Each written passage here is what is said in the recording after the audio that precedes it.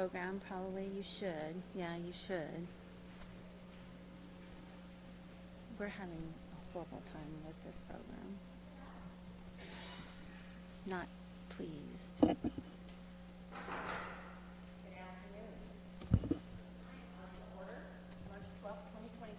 City Council meeting. We are going to have Pledge of Allegiance. We'll stand for that. And if you would please remain standing, Ernesto Gutierrez will be doing the Pledge of Allegiance for us. Please stand. Join me for the Pledge of Allegiance. I pledge allegiance to the flag of the United States of America and to the republic for which it stands, one nation, under God, indivisible, with liberty and justice For all, Councilmember Carnevale will do the moment of reflection. Heavenly Father, we come before you with open hearts and calm our minds and quiet our spirits so we may focus on task ahead.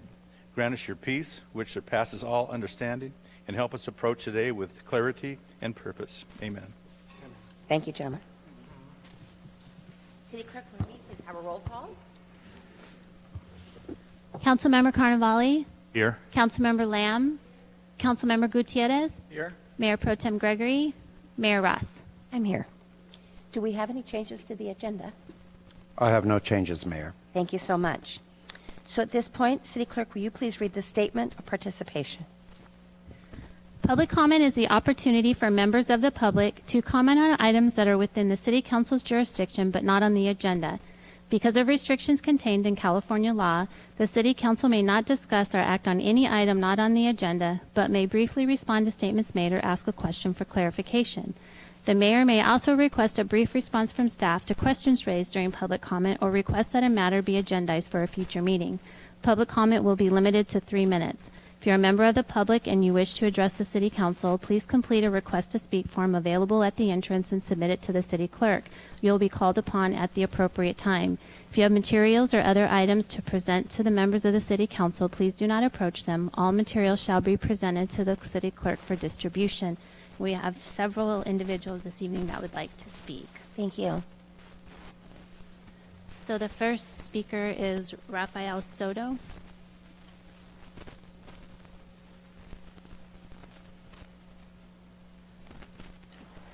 Good afternoon, Mr. Soto. Good evening, everyone.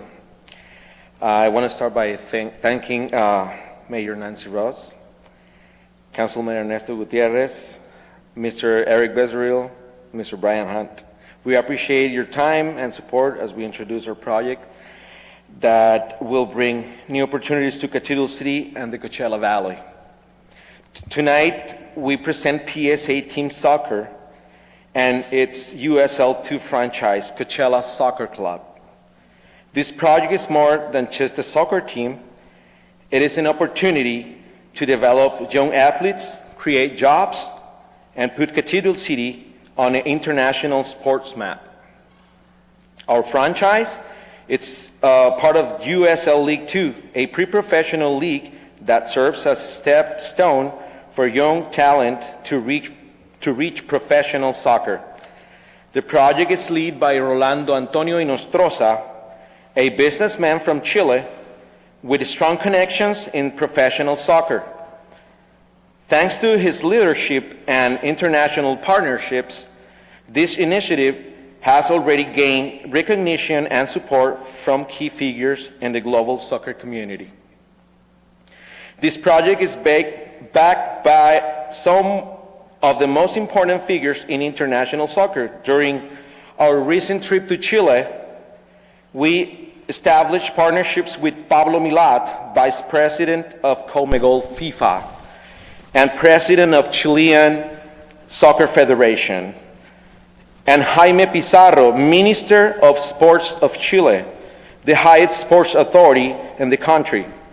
Both of them support our vision and believe in the impact this project can have. Additionally, our media platform PSA TV has been officially joined as part of the press team covering the Chilean national soccer team in its all categories.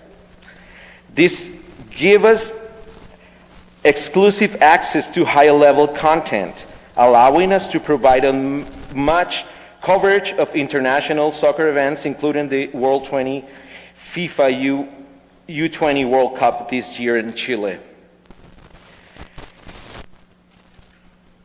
This is an extraordinary opportunity for Cathedral City and the Coachella Valley to gain international recognition. As key part of this project is Desert Promotion, which is the heart of PSA TV. Desert Promotion, it's more than just a media and marketing company. It is a platform that connects sports, culture, and businesses opportunities. Through PSA TV, we are not only broadcasting sports, but also creating spaces for local businesses, brands, and talents to reach international audiences. Mr. Soto, I need you to wrap it up. You can finish this. Yes, I'm sorry.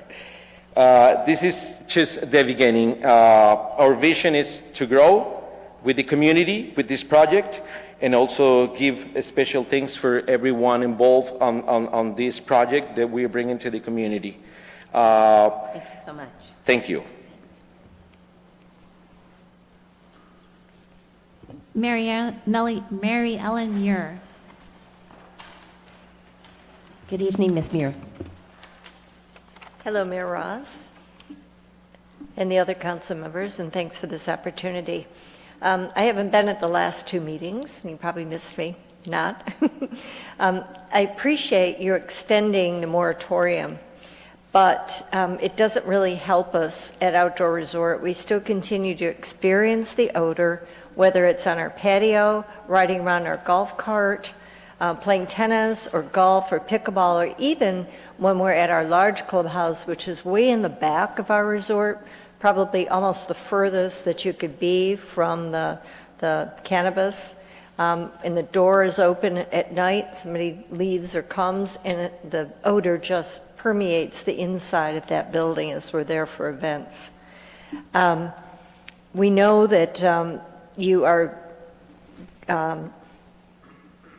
you know that you are monitoring it, but we really need more monitoring so that you really understand what the effect of this is on everyone. And especially, as you can see, people are heading back home, so we don't fill the chambers anymore. But please know that all those people are interested in their property values and in coming back next year and really being able to enjoy the outdoors. Thank you. Thank you so much.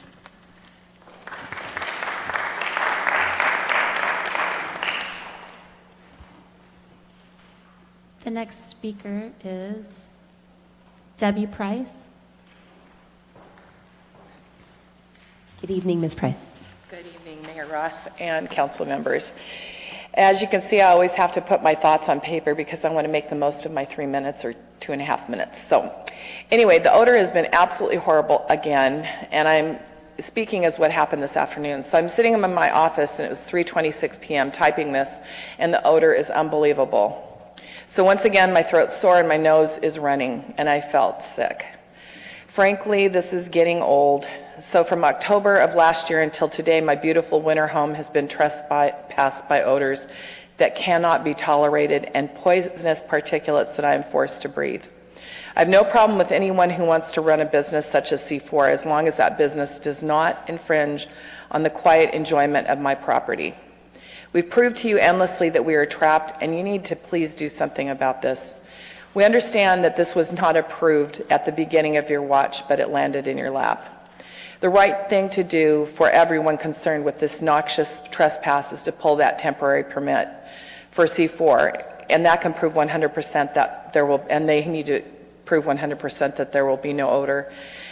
We can't make an excuse because all of us here and in your city and surrounding cities and jurisdictions know that you can pull that CUP. Now it's up to you. People are counting on you to put the big tax dollars aside provided by this company and do what each of you has promised when you took your council positions. Without doing the right thing, people will stop coming to our city, they'll stop renting or buying here, builders will stop building their communities, and our neighboring communities will look at us as failures. And also now that you have soccer, my kids and grandkids play soccer, we need to make sure that there's clean air for these wonderful people. For those of you that stood up to impart the 10-month moratorium, I personally would like to thank each and every one of you. The season is ending. As you can see, a lot of us aren't here because they've went back home. But we will not stop and we will not go away. I think that I can say on behalf of my friends and everybody here that this will be our promise. Thank you. Thank you.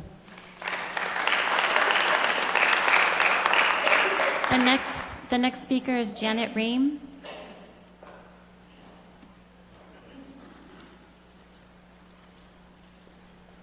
Good afternoon, Ms. Ring. Good afternoon, Mayor. Thank you very much. To reiterate what Mary Ellen and Debbie just said, this season is just about over for most. There are 200 or plus that live in the resort year-round. They are going to be there to smell this. Since I applaud the moratorium, but when we had a meeting out front after one of our meetings in here, Mr. Firestein basically said, we have no intentions of shutting them down. But at what expense for us can come into play with this, because it does create bad situations. For the last 2 weeks after that moratorium, there isn't a day goes by that at least some of us do not get the terrible skunk smell or a chemical smell coming from the facility. You guys need to, because the fines, they're not there. We put in a request for public information, and it seems to be very little that has ever been done, and this has got to stop. We mean something to this city, and our lives are important as anybody else's, and we should not have to tolerate it. If they cannot stop the smell, they need to be shut down until they can prove that they can. And that falls back on you guys in order to give us a chance to have our lives and our seasons back. We lived there for 12 years. We love it. But we cannot continue to keep going down this road of having to put up with that odor so that they can give you guys the tax revenue, and them keep going about business as if we don't care what happens. Anyway, appreciate it. Thank you very much. Thank you, Ms. Ring. The next speaker is Christine Anderson.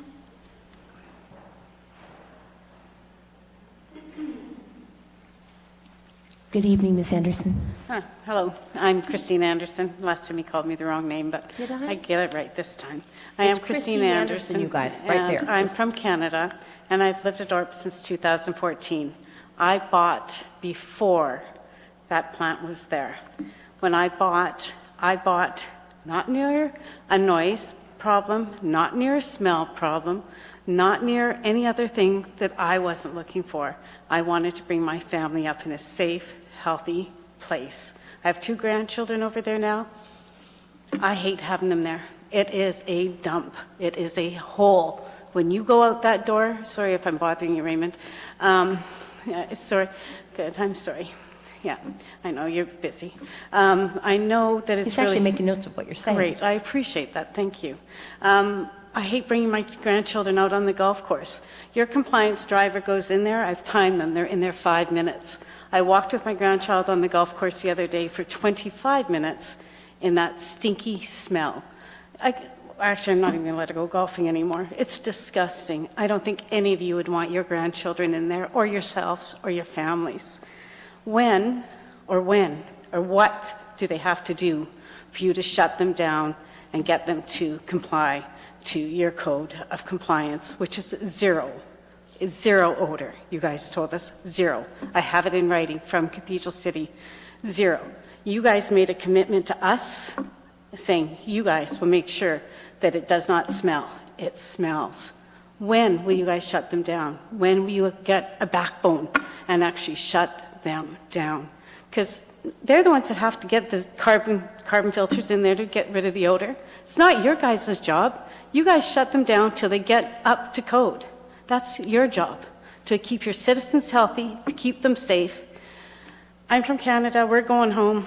I've got 7 friends that have their property up for sales. There's 3-strike rule right now, unfortunately. The stink, the dollar, and politics. The stink city is number 1. Number 1. We can all live with the dollar. We can all live with politics. Stink city is breaking the camel's back. Can you shut them down, please? Thank you, Ms. Anderson.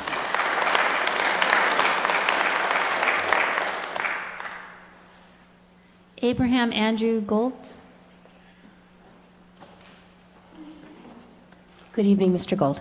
I'm going to start my own timer because I tend to talk a lot. My name is Abraham Andrew Galt. I'm originally from Montreal. You might wonder why I speak English so well. It's because I grew up in an English Jewish neighborhood. Didn't speak a word of French until I was a teenager. So I'm glad to be in Palm Springs. The Canadian dollar sucks. Politics are very interesting. But I'm going to bring you some relief, council members. Thank you for hearing me. And audience, thank you. I wasn't aware of the smell, but wow, it seems to be quite the issue. We've got a problem, an especially difficult problem, because my wife and I live in just off Lincoln Avenue in Tramview Mobile Home Park, and it's in Cathedral City. The adjacent golf course further from Palm Springs is in Palm Springs. I called the police about it. The guy says it's in Palm Springs, it's in Cathedral City.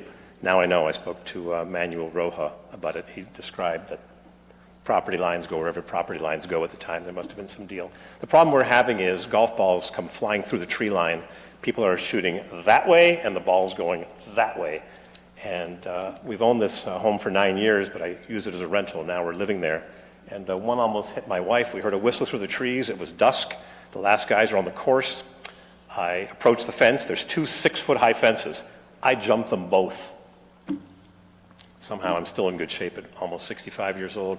So I ran down after these 2 fellows in a golf cart, and I decided to make a video of it. And I got a good description of these guys on video, and I said to them, you guys have got a problem. Golf ball just flew and almost hurt somebody. That's a high-speed projectile. They took off. I wrote a letter to the club manager. I can throw him under the bus, Dawson Hess. And he called me a week later. I wrote a very nice letter. I'm very good at writing letters. And he called me a week later, and after 3 or 4 minutes on the phone, he threw me under the bus. Tough luck. I'm not going to lose any sleep over that. I have to be fiscally responsible. I said, you need a net. There's a net for the Acura dealership. For whatever reason, there's a net blocking balls from hitting the cars. So I wrote another nastygram. I escalated it. And I got a phone call a day later, from a gentleman in San Diego who runs JC Golf, which is a privately owned company, and they've got deep, deep pockets. I said, we're going to have a long conversation here. I'm going to rant for 10 minutes, but you need to install a net to block the golf balls from hitting our vehicle, our house, our roof. Another one bounced off the roof and came a few feet from me. Golfers may consider them lost golf balls. Maybe they're worth $5, but they're really high-speed projectiles. So the second fellow was very kind and polite. I said, you need to put a net up. So I'm not sure, being that it's on the property line of Cathedral City and Palm Springs, who might be in charge or whose attention. I'm not going to hire a lawyer, but someone has to address this issue, however it be addressed. Maybe they'll complain they have to amortize the net over 39 and a half years. I'm a landlord, I know about that, but still, you can't have high-speed projectiles flying through the air. I'm not going to walk around in a bulletproof vest and a hard hat. Thank you, sir. I appreciate your words. So thank you for your attention, and maybe we'll see each other again next year. Unfortunately, we have to leave and attend to business up north. Safe travels. Thank you. The next speaker is Scott McDonald. Thanks, John. Good afternoon, Mr. McDonald. How's everybody? Well. Good. Thank you, Mayor and Council. Thank you for the opportunity to address the ongoing cannabis odor crisis that has plagued our community for nearly 9 years, an issue that stems from decisions made by this Council and Planning Commission. Despite early warnings about health concerns, declining property values, and damage to Cathedral City reputation, the Council at the time, including you, Mr. Carnevale, and Mr. McClendon as City Manager, pushed forward with a plan that prioritized cannabis revenue over community well-being. Former Mayor Stan Henry projected $48 million in cannabis revenue by 2021. In reality, last year, Cathedral City fell $45 million short of that figure generating less than $3 million. While residents continue to suffer from the consequences of this industry's negative impact on our communities. You are aware of the consequences of the nuisance odor problem created by these facilities, yet you push forward even after a moratorium in 2016. After numerous delays and a bankruptcy, City Cannabis began production in early 2024. Odor complaints immediately followed from our community and surrounding areas. Yet in August 2024, code enforcement dismissed these complaints, stating, and I quote, "Property is operating within regulations and specifications. We are working to address genuine violations, but at this time, this is only a concentrated complaint effort from adjacent homes who are, unfortunately, adjacent to a grow operation functioning by regulatory standard. Case closed." I mentioned this to Mr. McClendon and Mr. Carnevale in our meeting about a month ago. This statement is removed from the record. I don't know why or how, but it's not there now. We have written numerous letters to you, Mayor and Council, all of which remain unanswered.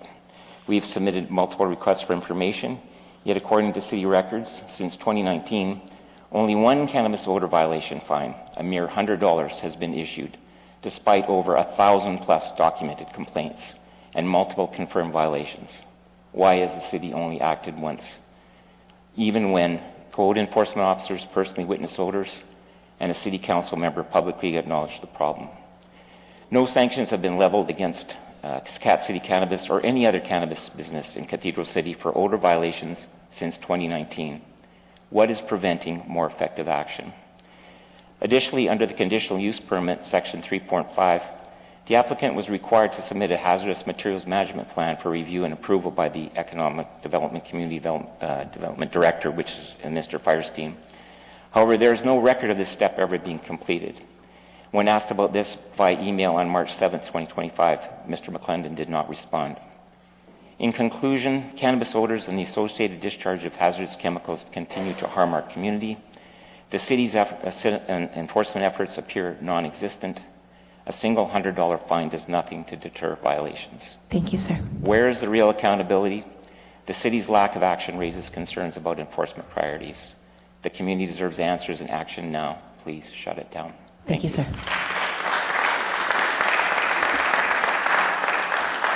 The next speaker is Alan Cavallo. Good afternoon, Mr. Carvalho. Good afternoon, Mayor, City Council, Charlie and Ann. Thank you for giving me a chance to speak. First of all, thank you for giving us a safe weekend. Thank you very much, Police Chief. It was amazing. It was an incredible event, the best we've ever had. So thank you for being in attendance. I guess I really want to know what you think your duties are as city council members. I'm hoping that one of those duties that you feel strongly about is public safety. And public safety showed up this weekend, which was wonderful. But it also involves the problems with marijuana smells that obviously these people are complaining about. What happened a couple of weeks ago was great. You stopped the process of this owner growing his facilities with a new building. But what you didn't do is handle the problem of a smell. And you can shut them down. I understand the value of the tax revenue that you get from there, but that's not the reason you were not elected to support corporates. You are elected to protect the citizens. They have their own ways of getting their way with you. But I don't believe that any of you are corrupt enough to let that happen. So do your job. Save these folks from having to keep coming back here. I can't imagine that any of you would put up with that. How many months have they been coming back for the same reasons? It's not fair. And when anybody speaks up here, nobody gets to interrupt them, Ernesto, okay? The last time I was here, you showed nothing but disrespect. You had no right to interrupt me. I've only got 3 minutes here. Now 1 minute and 22 seconds. I don't interrupt you. You don't get to do that. I think that everybody here has a right to speak, and if we can't speak freely, we're not here to improve you. We're not here to tell you what we can all work better to do, which is to make sure that we protect our citizens. When we complain, things happen. We shouldn't have to complain. You should know the pulse. Answer your emails. Answer your phone calls. Make your Facebook pages accessible to the public. I notice quite a few of you don't allow us to respond. You simply post what you want to, but we can't respond. That's not fair. How can we tell you what we need when we're not allowed to do that?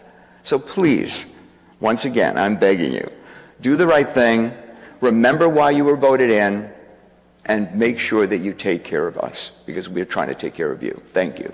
Thank you, Mr. Carvalho.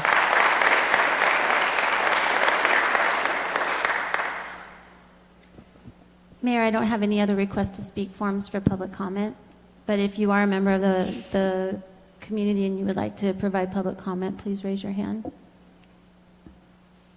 And I don't see any hands raised. Thank you so very much. Next are our council reports, and I'm going to start at this end. Councilmember Lamb.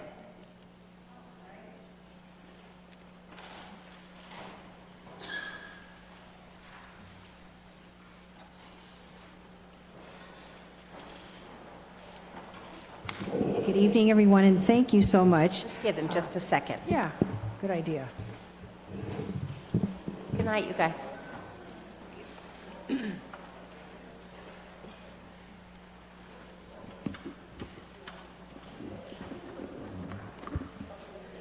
Thank you so much for coming.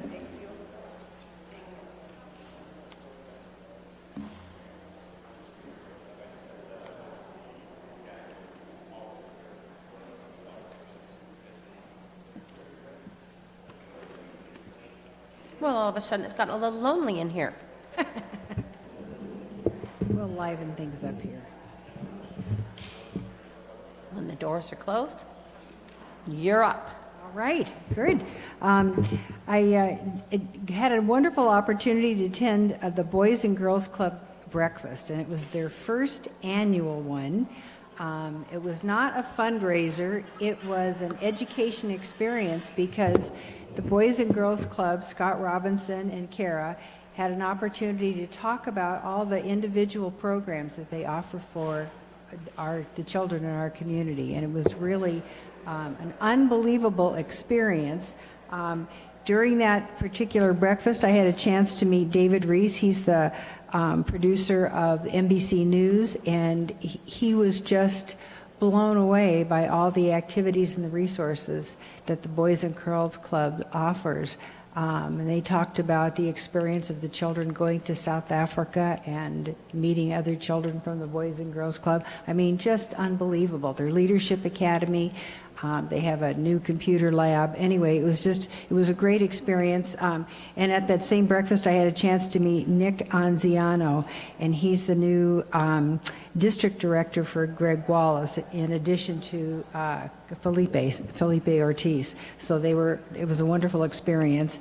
And Christian Garcia was in attendance. It's the first time he had been invited and learned about the Boys and Girls Club. He's a financial advisor with Edward Jones, and Aaron Highland, who's our Parks and Community Events Commissioner, happened to be there. The two of them got to chatting, and she is a wonderful arm twister, and by the end of their conversation, he is looking into developing some classes in financial literacy to bring to the students at the Boys and Girls Club. So it was a great breakfast. This is their first annual, a great experience.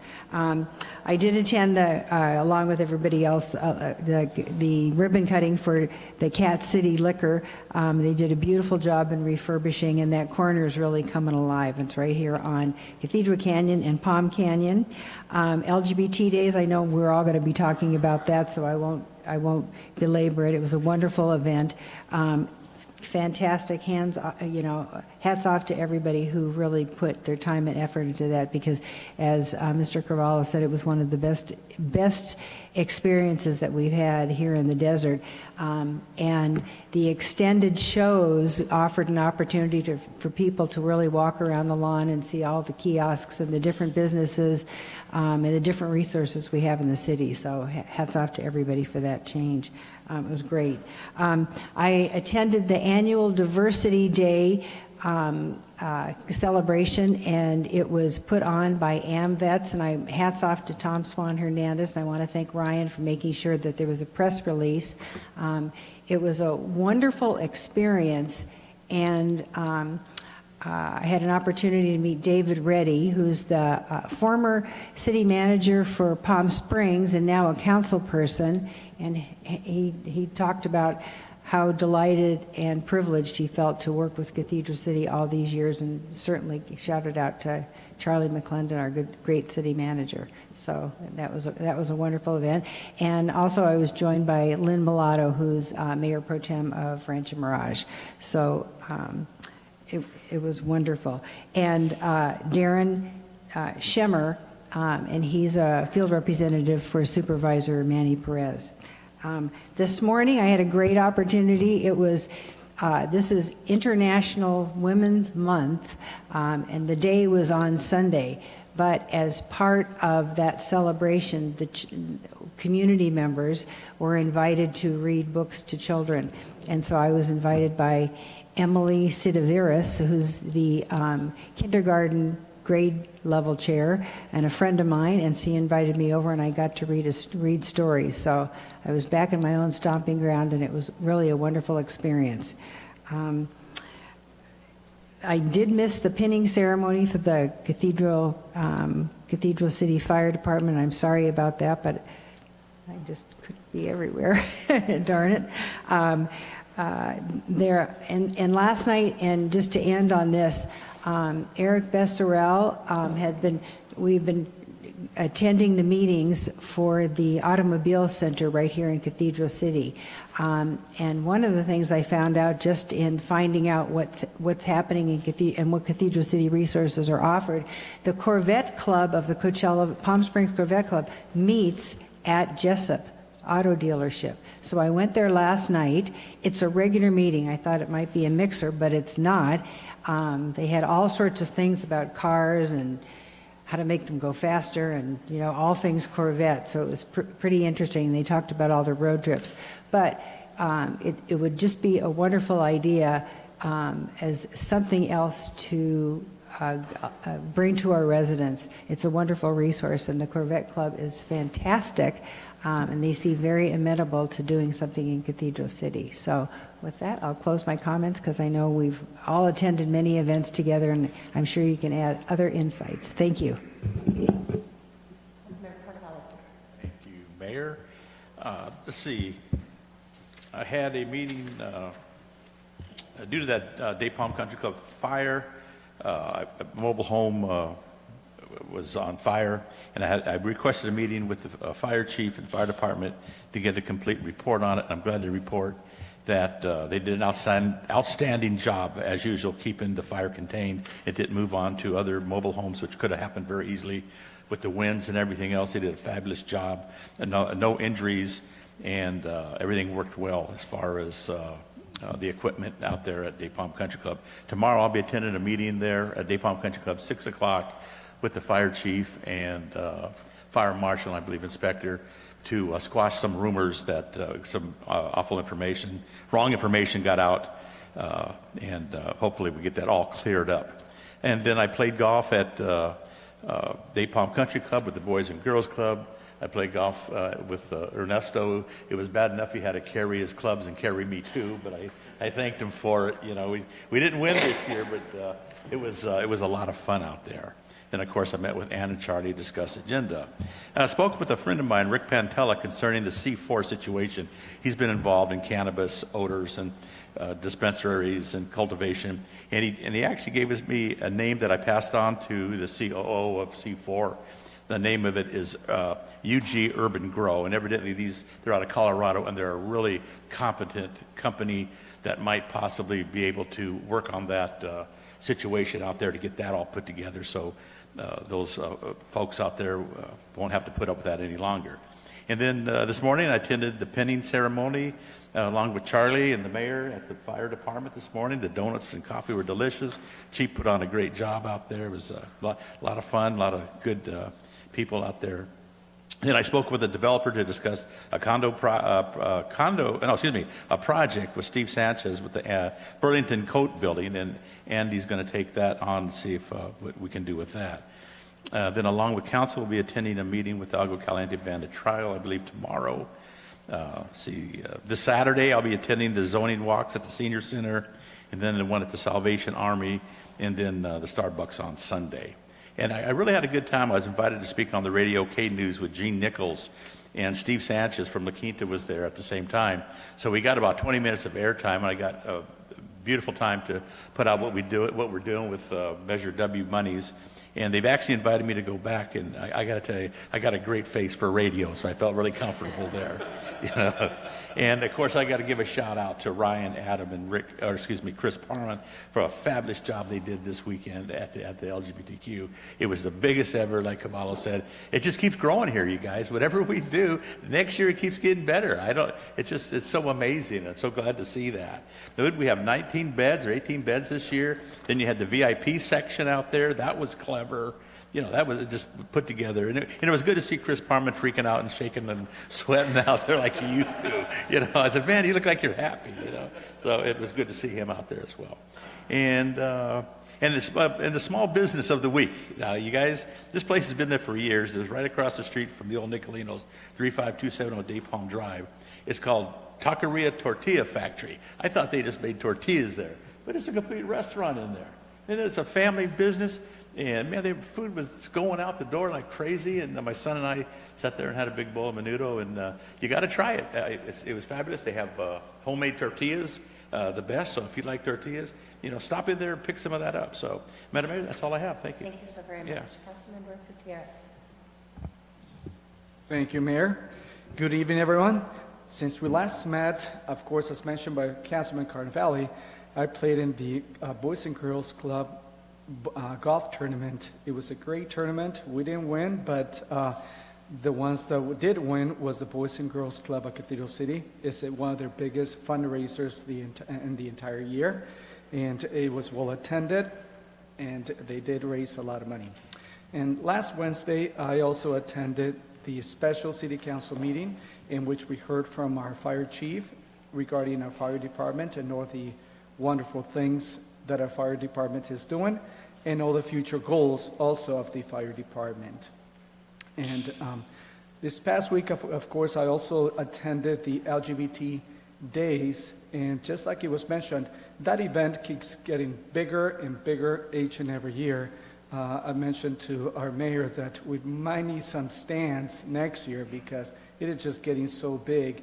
The entertainment was incredible, and everyone that participated, not only in the bed race, but also in the parade, the creativity that takes to do what they do was incredible. I had lots of fun, and just watching all these people being so much into it was incredible. One little thing that I did notice was that someone was bragging about winning the bed race, and I'm not going to say any names. They're saying to get prepared to... I don't want to get in the middle of that. Okay. And also, this past Wednesday, we celebrated Ash Wednesday. So for all of you who are believers in faith, happy belated Ash Wednesday. And it also marks the beginning of Lent. I'm one of them who participates, and I will be celebrating that. And as it was mentioned as well, I will be attending the Agua Caliente tribal meeting tomorrow with Councilmember Carnevale and a few other members of our staff. And we will try to find ways that we can improve our relationship with each other and see how we can help and work together. Also, tomorrow will be the first opportunity to attend the zoning code update. The meeting will be held at the Cathedral City Senior Center. Starts at 5 o'clock p.m. Refreshments will be served, and it will be the opportunity to provide information regarding the zoning code update. This is the first one of several workshops that will be conducted throughout the next year or so. And please attend if you can. And next Tuesday, don't forget to attend the Taste and Sounds in Cathedral City, the Radio Ready will be performing. The music is free and the music is fabulous. Each and every single week, the crowds seem to get larger and larger, and the weather is absolutely beautiful. So I'll be there, and of course, you can bring your own refreshments and food if you like. Okay? But they also have a food truck in case you forget to do that. And of course, also next Wednesday, we will be having another special city council meeting in which we will hear from our police chief and everything that's going on with the police department and what they're planning for the future. And also next Monday will be St. Patrick's Day, and I want to wish everyone a safe and happy St. Patrick's Day. And that concludes my report, Mayor. Thank you so much. Mayor Pro Tem, please.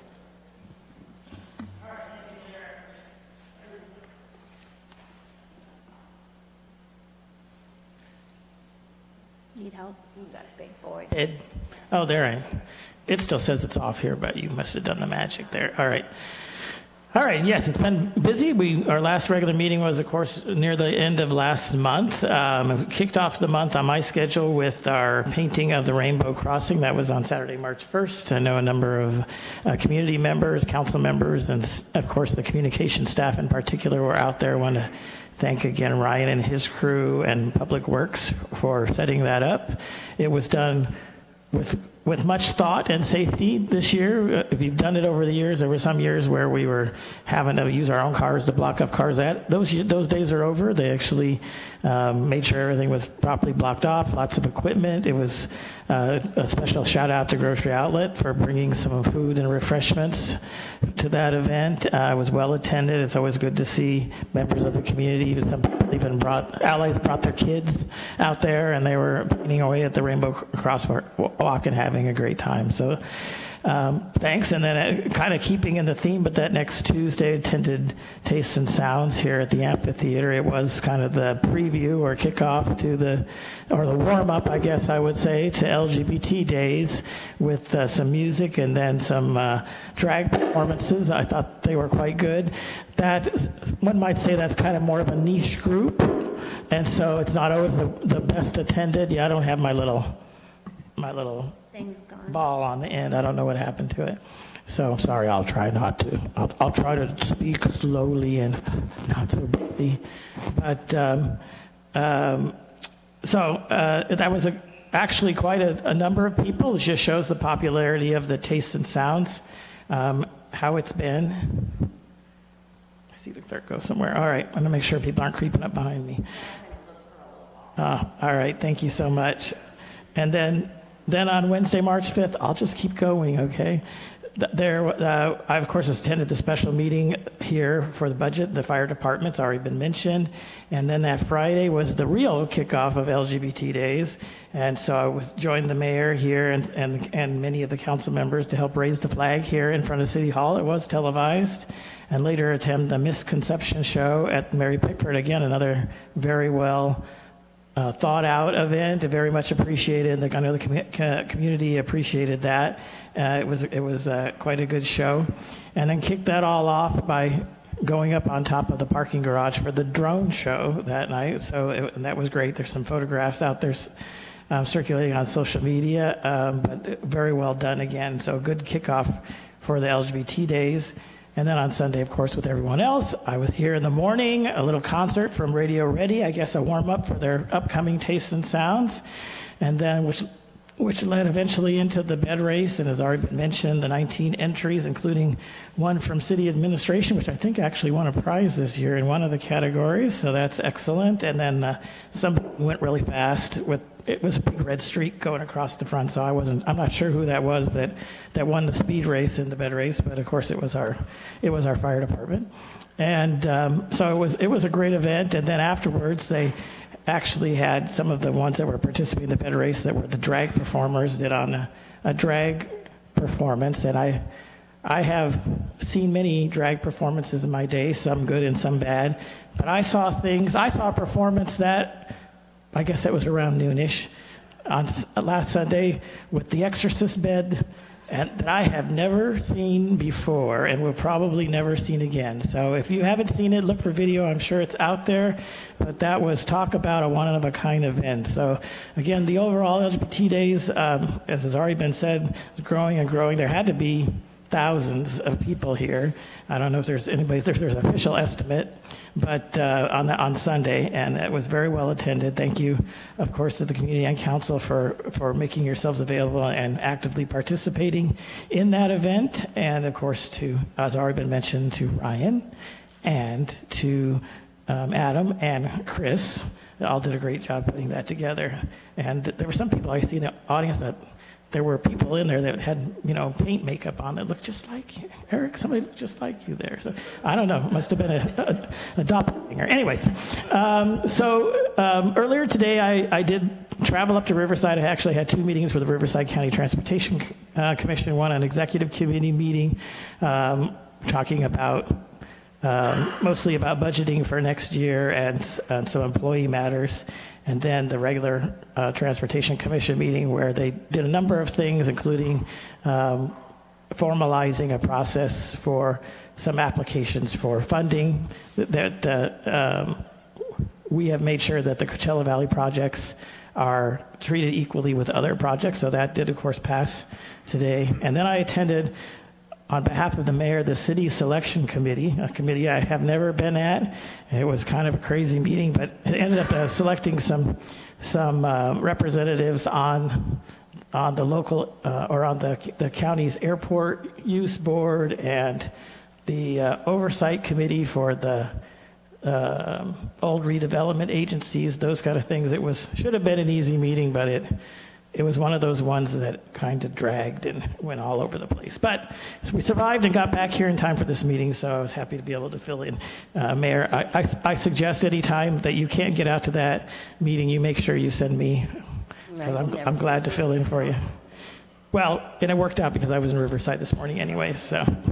All right, and tomorrow's already been shared. We will be having a joint meeting with our local Agua Caliente Band of Kuya Indians, their tribal council. That'll be at 4 o'clock. I think that's scheduled for the study session room. And so if you're interested, we're going to be sharing some things with them. They're going to be sharing some things with us. And so looking forward to that meeting. That'll be tomorrow starting at 4 o'clock. And then Saturday, we all have something. I will be attending the Butterfly Festival. It's at Panorama Park, put on by the Scrap Gallery, the library, a number of other groups. The city is involved also with that. That starts at 10 o'clock. It's scheduled to run till 1 o'clock. Again, the Butterfly Festival at Panorama Park. And then I know here, I don't know if I'll make it, but we will have the art exhibit from the Barones that was discussed and approved at a prior council meeting. That'll be going up and will be ready for an unveiling on Saturday at noon here it's right out here at the park out in front of City Hall around the fountain. And so encourage people to come around noon, or it'll be up until mid-April, I think. April 20th, okay? So if you can't see it that day, you'll have plenty of opportunity to see that art exhibit out there around the fountain area.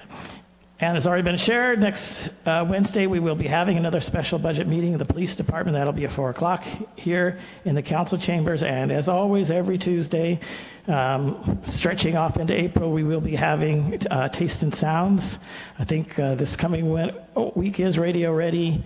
They'll be back again. And then after that, I think is when we'll be having the Cathedral City High School band and choir. So kind of keep your Tuesday evenings available and come and see us at Taste and Sounds. That starts at 5:30. And with that, I will conclude. Thank you, Mayor. Thank you very much, Mayor Pro Tem. Over the last 2 weeks, I've represented our city at Sunline Transit, 2 CVAG meetings, and met with the Women's Leadership Council. I was happy to also attend the liquor store grand reopening. Liquor's liquor, but this building is amazing. You should go see it just for that. Had a group of volunteers at my home, and we planted 1,200 milkweed plants to take to the Butterfly Festival, as the monarch butterflies are in really serious, dire need. They are going onto the endangered species list. We all attended the Rainbow Crossing painting, but I did not participate directly as I had to leave early for a celebration of life for a dear friend of ours. On Monday, I started jury duty. Yay! for Riverside County. They sent me home the first day, but brought me back in for a trial that started on Thursday.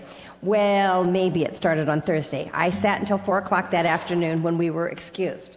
No jury for me. We've had 2 budget workshops, that's been mentioned, and we've launched right into the LGBT days, and you've already heard a lot about what's going on there. I had the privilege of introducing Misconception at the Mary Pickford Theater for what was nearly a full house, really, really well attended. Of course, the council judged the bed races, and this year was a phenomenal outcome. I mean, just what people did. Even our city staff was just awesome in how they came in costume and how they really embraced the entire event. Thank you, Ryan. Thank you. Just have a moment for you. Words cannot begin to express the great job you did for our community. In this difficult time, where the climate seems to be against, in many places around our nation, the LGBT community, your attention and support for this wonderful event is more than appreciated. And I, along with my fellow electeds, are more than proud of the work you do. Thank you so very much. I really appreciate it. We all do.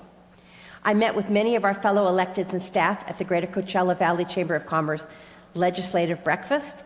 There's always good information shared, and it's also productive to reach out to our peers and hear what they're up to and brag just a little bit about us and steal any good ideas I hear. I represented the city at the Mosquito and Vector Control. You know, it's not like the sexiest commission I belong to, but I will share that over the last 3 years, they have reduced the mosquito population in the area by 50%.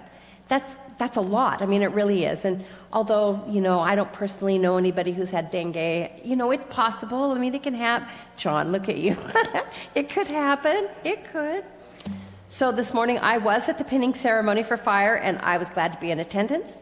And lastly, I produce a monthly column in my neighborhood newsletter, The Herald, and have done so for a couple of years now. It's called Notes from Nancy, and it's a great way to share the awesomeness of our city. And I'm really pleased to be with each and every one of you tonight. Thank you so very much. Okay. So next we have our council agenda. Will the city clerk please read the consent agenda items? Mayor, before I read the consent agenda, I neglected to announce that we had a comment for the record during public comments from Mr. Kozlow. So I'm just going to quickly state for the record, per our policy, that he provided comments to address all items on the agenda where the council is considering expenditures. He feels that any decision for expenditures should be tabled until the anticipated shortfalls in city revenues and the increase in fiscal obligations are disclosed to citizens in public meetings. So there we have it. I will now read the consent agenda items. Item number 3A is to waive full reading of ordinances on agenda. Item number 3B is the approval of the February 19th, 2025 special city council meeting, the February 26th, 2025 study session and regular council meeting, and March 5th special city council meeting minutes. Item number 3C is to ratify the memorandum of understanding between the city and the Cathedral City Police Officers Association. Item number 3D is to adopt a resolution on an updated citywide salary schedule. Item number 3E is the approval of a participation service agreement with the County of Riverside Transportation Department for Duval Drive and 30th Avenue slurry seal improvements. And item number 3F is the general plan annual progress report for 2023-2024. And that concludes the consent agenda. Thank you, City Clerk. Are there any members of the public who wish to comment on this item? I don't have any requests to speak forms for this item, but if you're a member of the public and you wish to provide public comment, please raise your hand. And I see no hands raised. Thank you so very much. Are there any comments from council on the consent agenda? I'll make the motion to approve the consent agenda. Thank you. Great. And we shall vote.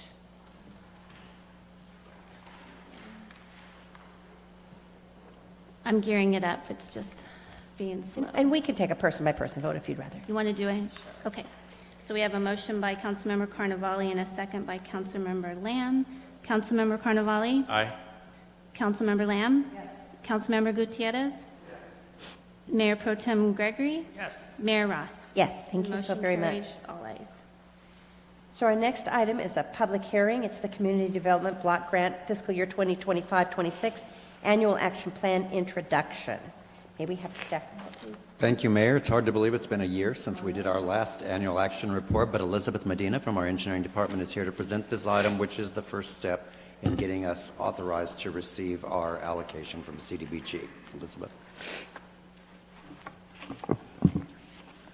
Thank you for the introduction. Good evening, Mayor, Mayor Pro Tem, and members of City Council. I'm here tonight to introduce the Community Development Block Grant Draft Annual Action Plan for fiscal year 25-26. So the Annual Action Plan is a one-year plan on how the city will allocate CDBG funds. The Annual Action Plan must be consistent with the city's 5-year consolidated plan objectives. And there's 3 categories for allocation: program administration, which is capped at 20% of the funding awarded; public services, which is capped at 15%; and public improvements, which has no cap. So the U.S. Department of Housing and Urban Development has not yet released Cathedral City's allocated funding for fiscal year 25-26, but we're anticipating a similar amount to last year's funding, around $530,000. The proposed allocations include funding for program administration and public infrastructure. Like other years, staff is proposing to fund public services through the General Fund Community Assistant Grant Program, which the Finance Director is actually going to introduce in another presentation later tonight. So this slide shows in detail the breakdown of the city's anticipated funding. As a reminder, the program administration is capped at 20%. Program administration funds cover city administrative costs, TAMJAC, who's the city's on-call CDBG consultant, and fair housing services, totaling $106,000.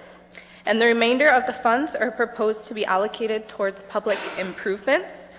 And the proposed project is the continuation of the Whitewater Neighborhood Pavement Reconstruction Project, totaling $424,000. So the entirety of the fiscal year 25-26 public improvement allocation is proposed to be used on the Whitewater Neighborhood Pavement Reconstruction Project. Staff is proposing to not allocate new funds towards the Sidewalk Repair Assistance Program due to a remaining unused balance in this year's program. At this point in fiscal year 24-25, the city has received no applications from residents for sidewalk repair. So instead, staff will reallocate unspent funds from fiscal year 24-25 through an amendment in a future agenda item to continue the sidewalk repair program in fiscal year 25-26. So the proposed fiscal year 25-26 Whitewater area project would finish the pavement reconstruction of the Whitewater area between 33rd Avenue, Cathedral Canyon Drive, Dinah Shore, and the Shifting Sands Trail. The roads shown in blue are to be completed using CDBG funds in fiscal year 24-25, and construction just began earlier this month in that area. Whispering Palms Trail is shown in green, and that's currently under design to add a Class 2 bike route with construction anticipated in fiscal year 25-26. And the roads shown in red are proposed roads for the pavement reconstruction using CDBG funds in fiscal year 25-26. So those red roadways, which are proposed for 25-26, are Ortega Road from Shifting Sands Trail to Cathedral Canyon Drive, and Navajo and Pueblo Trail from 33rd Avenue to Dinah Shore. And the average PCI for these 3 road segments is 42, which is poor. The annual action plan schedule includes the following. The first public hearing is being held tonight with the introduction of the annual action plan. Tomorrow, the city will be posting on the city website the draft annual action plan and opening up the 30-day notice for public comments, which will go until April 15th. And then on April 23rd, we'll be back at City Council for our second public hearing and the hopeful approval of the annual action plan. Notice for tonight's public hearing was published in the Desert Sun. It was posted at City Hall, the library, and the Senior Center in both English and Spanish. And the notice for the public comment period is to be published tomorrow in the Desert Sun in both English and Spanish. And as I mentioned, the draft annual action plan will be posted on the city website starting tomorrow. There is no fiscal impact from tonight's discussion, but a future fiscal impact could include the reallocating of remaining funds from fiscal year 24-25 to 25-26 through an amendment, and an example of that is the sidewalk repair assistance program, which we just discussed. The development of CDBG annual action plan aligns with both strategic plan goals A and B. And staff is recommending that City Council open a public hearing for the introduction of the CDBG fiscal year 25-26 draft annual action plan for review, discussion, and direction from the public and the City Council. And with that, I turn it back to you, Mayor. Thank you so very much. Do we have any questions from council? On the cap, is that up for discretion on the ad hoc committee if they don't want to cap it at 15 or 20%, or if they want to give more than 15%? Is that at their discretion? Can it be changed? Those caps are from the Department of Urban, from HUD. So they can't be changed? No. Thank you. Council members? Yes, I had a comment. Thank you so much for your presentation. There was one sentence here, it says, HUD has not provided a timeline for when the city can expect the CDBG allocation award in the upcoming fiscal year. Have you heard anything that there might be a potential problem with getting the funds to us? Is that? Well, we experienced the same timeline delay last year as well. So I believe last year we weren't given our finalized funding numbers until August. All right. So we just proceed as planned with contingent language at this point. Okay, good. Thank you. Thank you very much. I believe that. No questions? Okay. Then at this time, I will open the public hearing. Are there any members of the public who wish to comment on this item? Mayor, I don't have any requests to speak forms for this item, but if you're a member of the public and you wish to provide public comment, please raise your hand. And I see no hands raised, Mayor. Thank you. Then at this time, I close the public hearing. That was the fastest public hearing in the entire universe. Are there any comments additionally from council that you've now changed your mind and decided you wanted to share? I can see Councilmember Gutierrez ready to say something. All right. Do we have a motion to approve staff's recommendation? A second. And vote, please.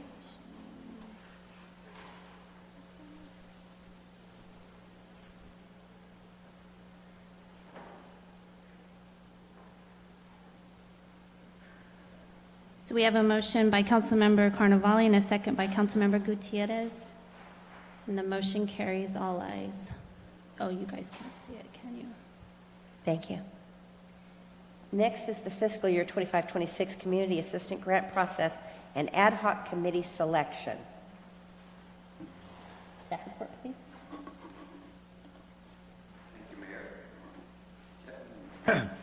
Kevin Biersack, your Financial Services Director, is here to present this item. And this is the initial step in awarding the community assistance grants, which you do each year. And we will be ready to advertise this to the community pending your direction tonight. So, Kevin. Thank you so much. Thank you, Mr. City Manager. Good evening, Mayor, Mayor Pro Tem, City Council members, and City staff. As usual, as we go along, any questions, please feel free to interrupt. If not, save them to the end.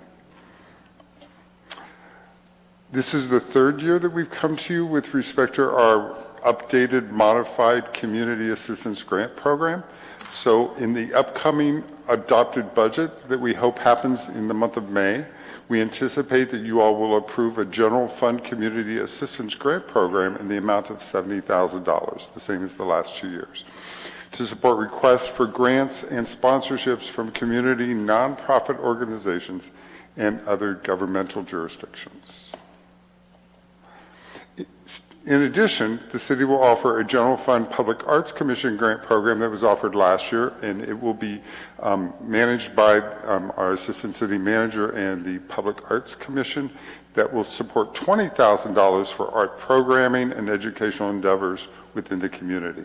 So these two grant programs will run simultaneously in terms of the application deadlines and bringing it back to council for approval. So the rest of the presentation focuses on the $70,000 piece. So last year, the program received 10 applications. City Council awarded 9 grants totaling $70,000, ranging from $2,500 to $15,000. Staff recommends grant applications for the upcoming fiscal year be submitted for funding requests between $1,000 and $10,000. As a result of tonight, we anticipate advertising the program come Friday the 14th and request grant applications be electronically submitted by 5 weeks later on Friday, April the 18th. If there are any grant applications where they are awardees from the previous fiscal year, they must communicate that implementation of the previously awarded funds in order to apply for the upcoming grant. So do they just need to communicate that they were awarded funds, or do they need to give an update as to how they were spent? Yes, so awarded funds, and what we do is we tie back to, with respect to receiving, that they actually did what they said they do based on that grant. Or are in the process, because technically they have this till the end of the Correct, because of the timing. Yeah, thank you. So regarding the grant application, the grant program and the grant application, it will be sent to local media, advertised on the city's website, loaded on social media accounts, and included on the Discover Cathedral City website. Keep in mind the $20,000 program will also be advertised as well. Folks will provide the submitted applications for subcommittee review. We actually have a subcommittee because as a result of the actions in December, it was decided that the subcommittee for this would be Councilmember Lamb and Councilmember Gutierrez. So thank you very much. We will convene a meeting in May to review and recommend which grants to fund. Rick is here in the audience. London and Rick, for those that have participated in the past, will share that meeting with you all.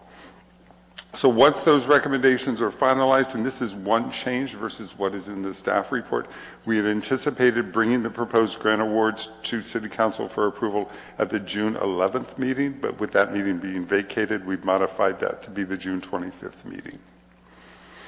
Awardees will then be notified no later than July 1st. So that will happen soon thereafter from when you all hopefully approve it on June 25th. Kevin, can I make one other correction too that has been updated with the Public Arts Commission? They had originally had a cap of $1,000 to $10,000 for the grants. After being that they have such a small bucket of money, they've amended that to be between $1,000 and $5,000 so that they can have more opportunities to have organizations submit for that. Good to know. Thank you. The program guidelines to be considered for funding: applicants must be a nonprofit 501c3 or a tribal government agency. Applicants must be based in Cathedral City, or if they're not, demonstrate that they provide service to residents or businesses of Cathedral City. Applicants must be able to demonstrate they receive funding from other sources and are not solely relying on that from us, the City of Cathedral City. And preference will be given to applicants meeting health and human service needs of underserved populations. So the recommendation is that for City Council to approve proceeding with the Community Assistance Grant programs for FY 25-26. Thank you. Council, do you have any input on this? Yes, please, Mayor Pro Tem. Hi. So thank you. I think this the criteria is very similar to last year. I think it is very good. But last year there was some confusion because when the committee met, you didn't follow the rules in the sense that they did a good job of discerning where appropriate money could go, but at the end there's a $70,000 pot. And there weren't $70,000 worth of applications. So somehow a decision was made to not follow the rules and to award more to others and then come back to the council and ask them to amend the rules. So there's no reason why this, if there aren't $70,000 worth of good applicants, there's no reason why we have to spend the $70,000 all at once. Is that correct? Noted and understood. So my suggestion would be if that should happen again this year, that's a good thing, because then that means we'll have a little bit more money to do a second round a little bit later and either award more to some of the projects that were there that could use more, or to have other applicants. So I would just ask that if for some reason for any of these grants, the money isn't totally expended in the first round of review. And I do appreciate that the reviewers are very discerning, you know, and they are making sure that any money spent are going to good projects. But they shouldn't have to feel like they need to spend everything all at once. So I would just ask that we have a process in place that then we can do a second round later on. Got it. Understood. Thank you. Thank you. Thank you, Mayor.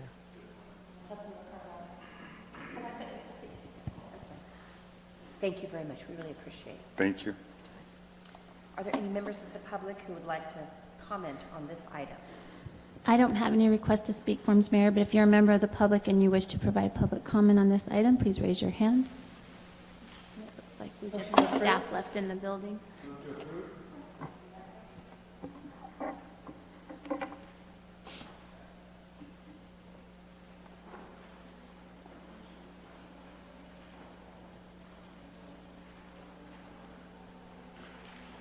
You hear the race car?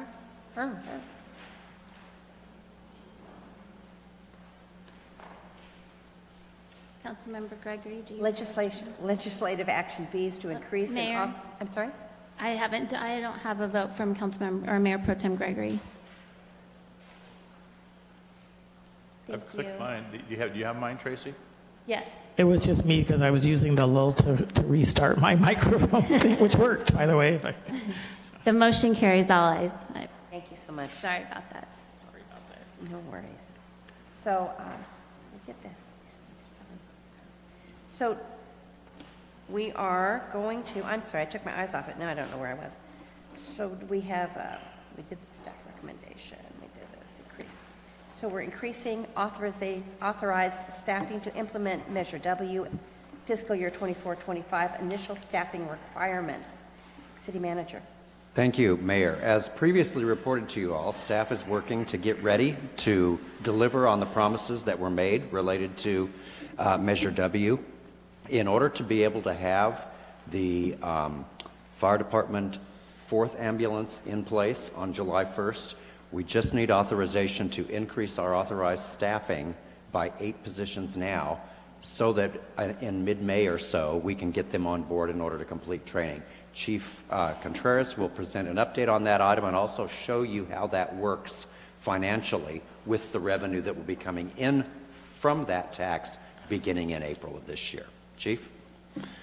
Thank you, Charlie. Mayor and Honorable Council, we're almost there. July 1 will be here sooner or later, and I heard you loud and clear at the budget workshop that you want us to implement Measure W as the taxpayers and citizens have stated. So working with staff, we put together this plan. What we're recommending is the hiring of 6 firefighter paramedics 2 months early. So just because of the time it takes and the reflex time to get everybody on board, we would like to do it 2 months early, May 1, to ensure that Medic 4 is in place. Now, there's 2 ways to look at it. Medic 4 will be in place, but you have to look at the impact to the men and women, and trying to get the people on board in that whole process is really what this is about. In addition to that, 2 public safety dispatchers to be hired early to implement the EMD. We've talked about that the goal that we had when we originally started EMD, it was to identify those calls that only needed certain pieces of equipment. Just like firefighters, it takes time to hire, recruit, background, and train those public safety dispatchers.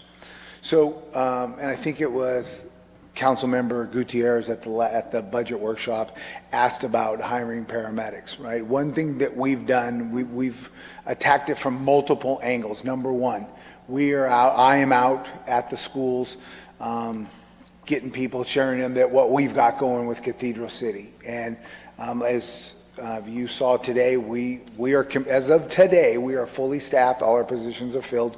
We still have some people on workers' comp and long-term leaves, but all our positions are filled. So that's why we're coming to you to get the authorization to overfill what you will and starting that process.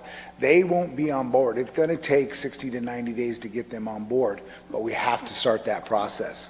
One of the things that I did to be proactive is instead of saying, let's wait till these people finish paramedic school and then let's make a job offer, I went to the source. So I went to the medic school, I guess it was probably around January, and said, hey, you guys want to be paramedics, huh? Let me share with you what we have to offer. So we put that thought in their head. When most firefighters wait until they're already trained, they have what's called a P card, a paramedic license, and then they require that. One of the things that we looked at and said, hey, if by this date you're going to be a paramedic, put your application in. We can give you a job offer. We can do these things and get you in the pipeline so that we can beat them to the punch. Because most paramedics, if they have a job and an offer and a job versus a promise isn't worth the paper it's written on. Our job offer is. That's a guaranteed job. If you fulfill your part, we'll get you to that point. And so that's one of the things that we've done, not only at Moreno Valley College, but at College of the Desert. They've started their process. In addition to that, a year ago, we started you know about our AO to medic program. So we took one of our firefighters as we moved the the AO to firefighter. We took one of our paramedics and put him in medic school. So he's been in that pipeline. So we're kind of traveling multiple pipelines so that, number one, we stay competitive. Number two, we give our internal people an opportunity to advance themselves. And then number three, take that proactive approach. If you look at our background process, on a good time period, if we only have one candidate, it's 60 days. Chief Crumb's investigators do a great job, but it's the process, right? You got to go the background, you got to sit down, you got to go get the background checks, so the individual backgrounds from each person, you got to validate that and verify, go do home visits, you got to check employers. So that whole process can take time. When you take that 60 to 90 days and you multiply it times 6, when we did the timeline, we probably would have needed to start somewhere around February. So by taking this proactive approach, it's going to shorten that deadline. I've never heard of a home visit before. So a home visit is, we have to verify that that's actually your home. We'll go to the house, or I won't, but the investigator will go to the home, they'll talk to the neighbors. Hey, has this been a rowdy person? Do you know them partying? Part of a background check. Yeah, it's part of the background, yes. Thank you. And then finally, as you again know, the EMD was implemented in 23 and we had to have the pause. That's the reason why we need to do this. This process allows us to address the paramedic needs proactively. We're not waiting, we're actually going out and getting them. Reduces the onboarding time. So by getting them and starting this process, once you authorize it, we'll do the job offers, then we will start the back. I can get those people that are still in paramedic school and we can meet them with the investigators right now. So we can start that process and get to the point right up to where we do the physical and the psych before they ever have their P cards. So when they do get it and they pass, bam, now we do those final 2 steps and they're ready to go. Ensures that Medic 4 is operational by July 1 and allows for the training of the public safety dispatchers also by July 1.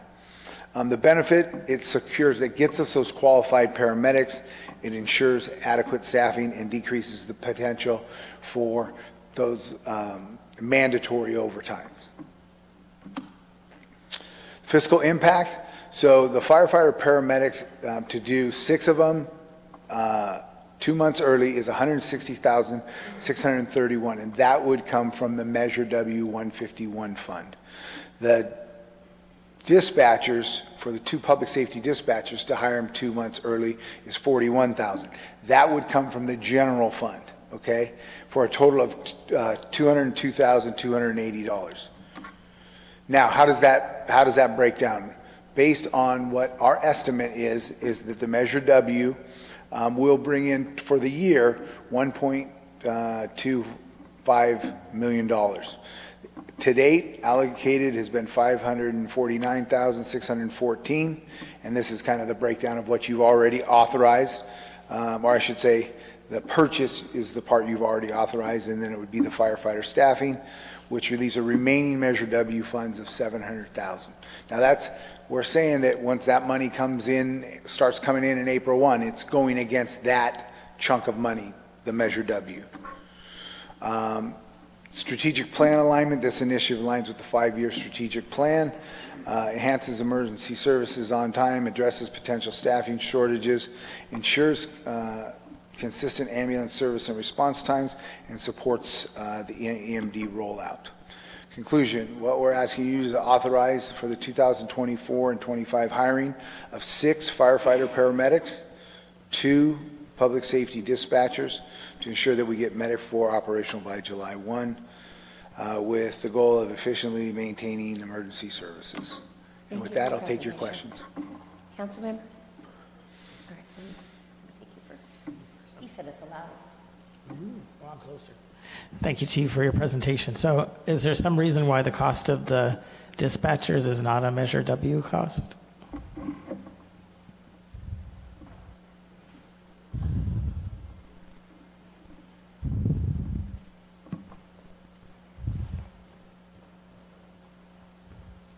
Rather than yell from the back, we have 10 positions that have been identified to be part of Measure W.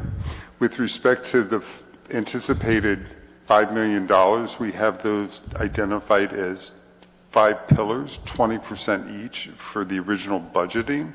So when you cost out 6 firefighter paramedics, which are actually 3 and 3, originally 3 paramedics and 3 EMTs, firefighter EMTs, fully benefited, it comes to about $963,000. So that ties back to that chunk. There are 4 other positions that are identified, and you'll see that in the upcoming biennial budget, 2 of which are in the fire department for a battalion chief and an administrative position, and then the 2 dispatchers that are to support re-implementing the EMD. So those 4 positions are in support of Measure W, but the concept is those come from the general fund because of the other 4 pillars that were originally tied back to. Could there be flexibility with respect to it? Yes, but keep in mind the 4 pillars. 20% was planned for fire, 20% for roads, 20% for community center, and 20% for debt service of a community center, and 20% for the parks with respect to joining the DRD. Obviously, the Parks and Rec both are tied to DRD, and that's come to you before. So that was the original split out, and we're following those guidelines with respect to budgeting, knowing that there could be the potential for substitution at a later date. But the original plan was for 6 from the Measure W fund and 4 from the general fund. Yeah, I'm a fan of keeping as close to that we can in Measure W, at least to start, as to what we laid out to the voters, although understanding that, there is some flexibility if we needed to. So you're simply saying there's just not enough money in the fire department's portion of Measure W to cover everything that even the fire department's going to need. So, and keep in mind, and I'll show this theme because this theme will continue on as we continue budget discussions like it has in the past. We budget for full force. We budget for full benefit. You all are aware that from a full benefit standpoint, we have different benefit plans. So we have to budget for not necessarily the worst case scenario, but the most costly scenario from a standpoint of people that exercise all of the benefits that the city offers. But some people do not accept those benefits or have the need for those benefits. So in that regard, for example, overtime. Right now, we just have a bogey of that 963 that was the original budget estimate of, call it 30K plus for overtime, and we're working the numbers still from a budgeting standpoint.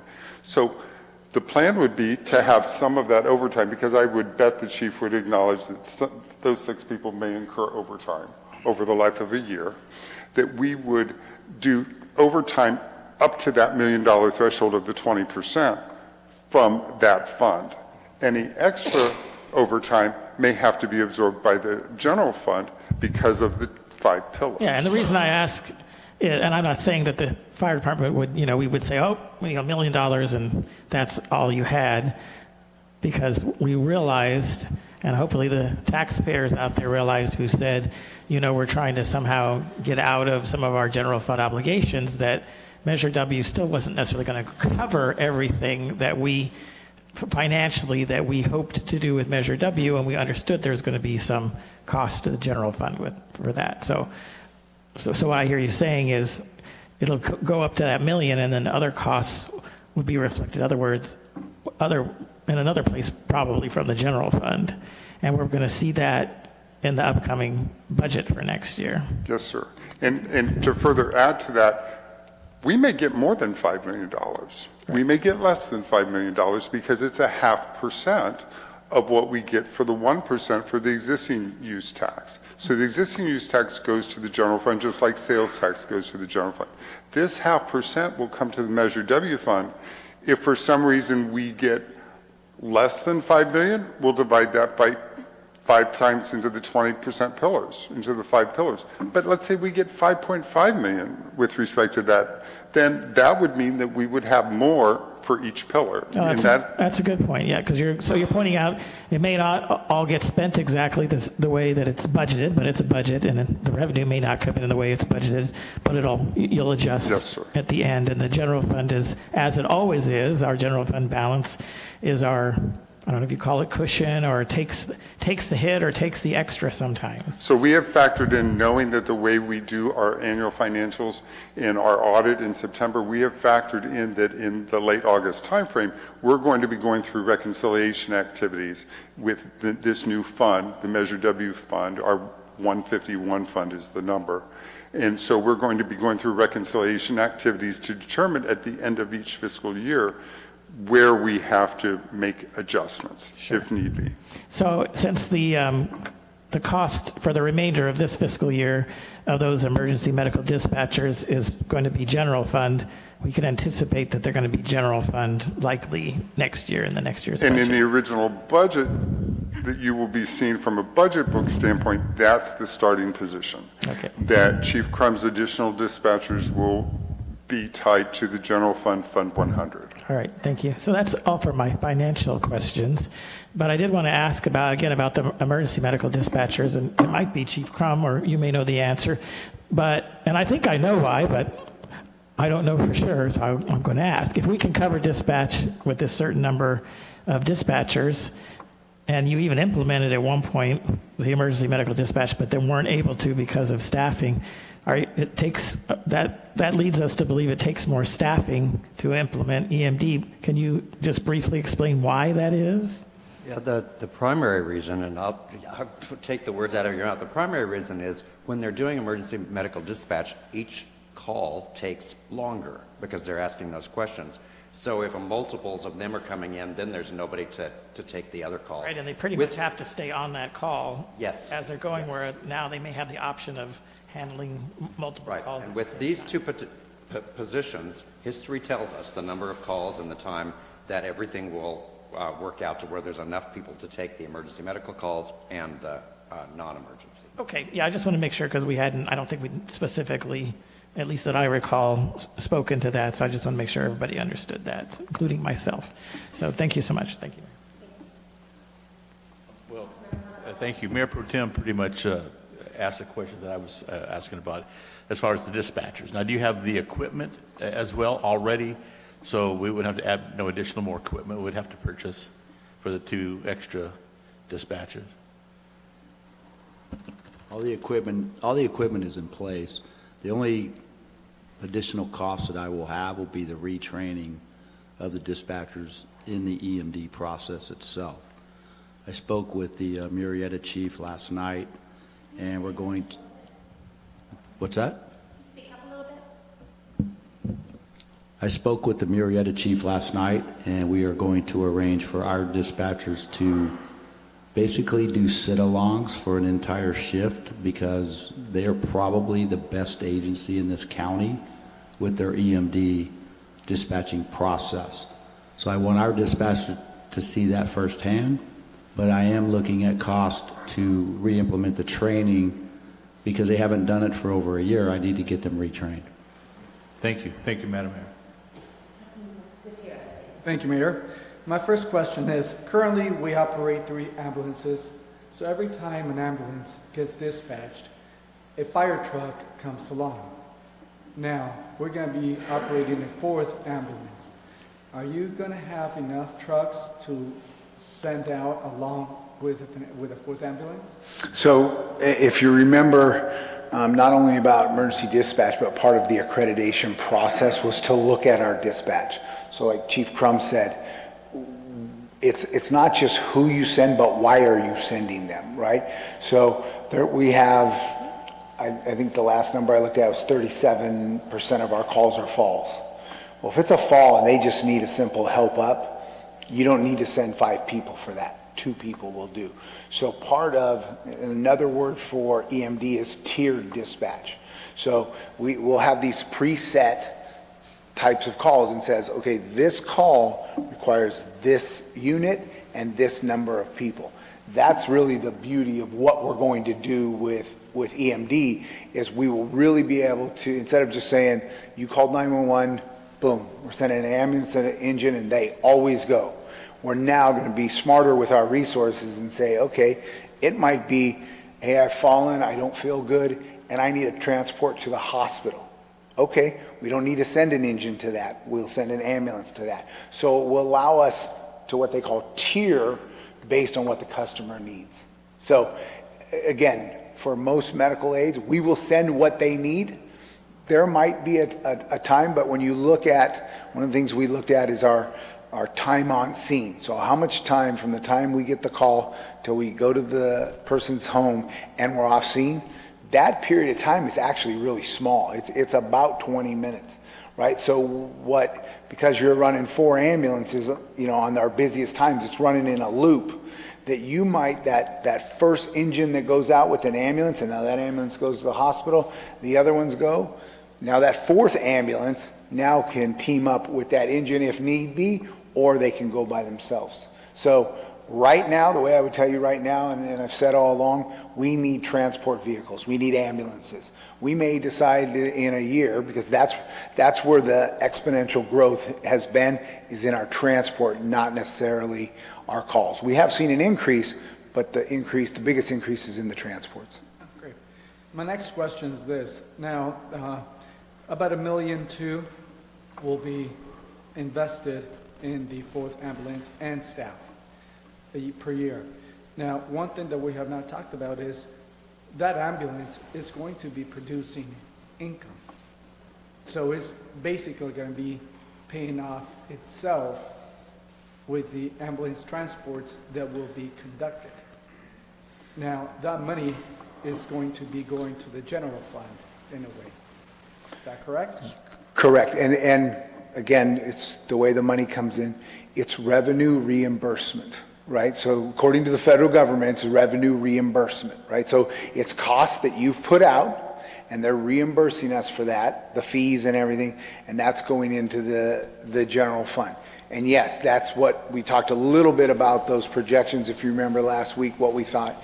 Then we'll be prepared. We're already I'd say we're almost done with looking at the fees. So when you take all those together, I think you're going to be pleasantly surprised of what that number looks like, right?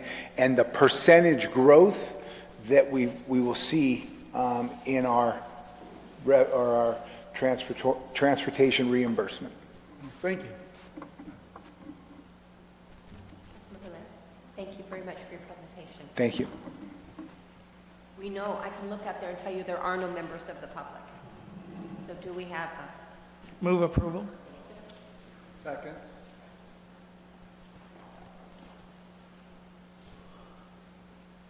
Do we have it? Is all I got.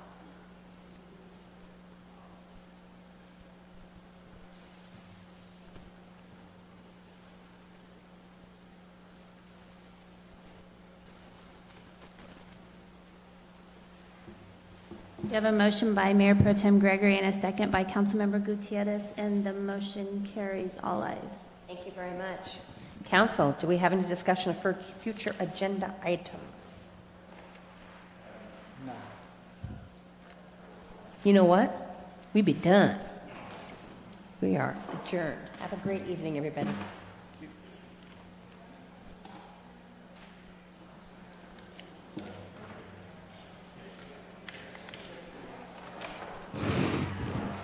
You also seem like you're standing up and leaving here.